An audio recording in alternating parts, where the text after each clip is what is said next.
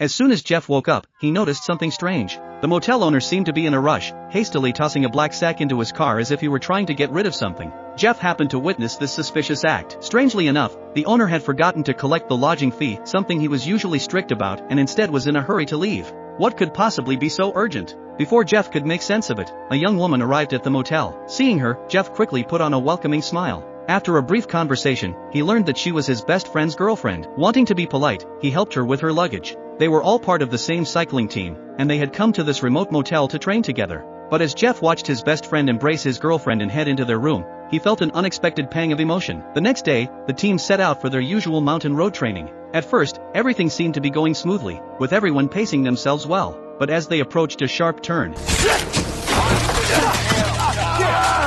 Jeff's best friend suddenly lost control and crashed onto the roadside. Strangely, the others barely reacted, offering only a few half-hearted words of concern before continuing on their way. When the coach arrived, he realized that the injuries were far worse than they had seemed. It wasn't just a bruised leg, his entire back had been battered against the rocks. With no choice, they decided to cut the training short and take him back to the car. Just then, a dense, eerie fog rolled over the mountain. By the time they carried him back to the motel, they were still discussing his injuries until someone turned around and noticed the news playing on the television. The broadcast was reporting that over 20 people had mysteriously disappeared in the same mountainous area where they had been cycling. Worse yet, the authorities had found some of the missing individuals, but they had already lost their lives. The investigators suspected that the killer was still lurking in the mountains and urged everyone in the vicinity to stay alert. Panic spread through the group. No one had expected a simple training session to turn into a nightmare. The coach quickly stood up. There were still teammates outside, and he needed to find them. But those who remained behind were left in a state of paranoia. The conversation quickly turned to one terrifying question: who was the killer? At that moment, everyone realized that only Jeff had woken up early enough the previous morning to witness something unusual.